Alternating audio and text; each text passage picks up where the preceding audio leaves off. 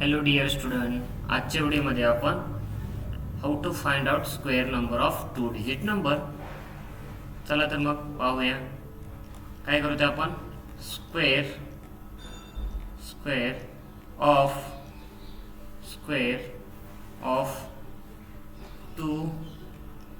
2 digit number आपण कसं calculate करायचं 2 डिजिट नंबरचा स्क्वेअर, तर आता इथे पाहणार आहोत. चला तर मग त्याचं काय करणार आपण फर्स्ट एक्झाम्पल घेऊ. फर्स्ट एक्झाम्पल आहे 11चा स्क्वेअर. तर 11चा स्क्वेअर काय आहे, त्याच्यामध्ये जास्त लक्षात ठेवायची गरज नाही.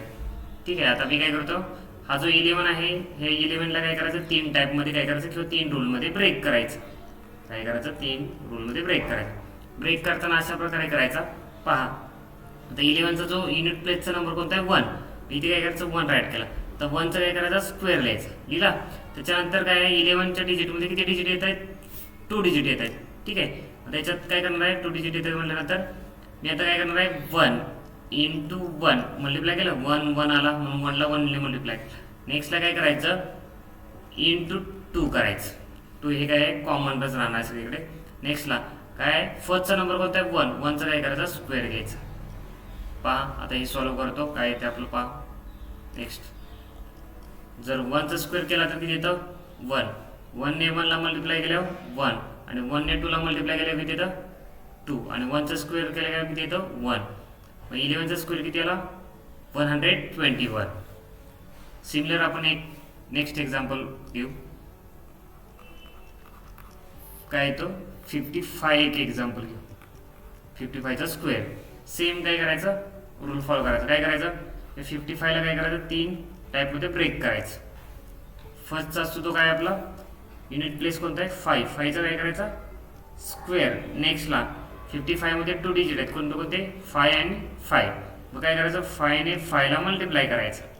ते नेक्स्टला कोणता नंबर कॉमन ठेवायचा 2 सगळीकडे कॉमन ठेवायचा. नेक्स्टला फर्स्टचा नंबर कोणता आहे 5. 5चा काय करायचा स्क्वेअर. ते नेक्स्ट काय असणार तुमचा इथे सॉल्व्ह करायचा. 5चा स्क्वेअर किती आहे 25.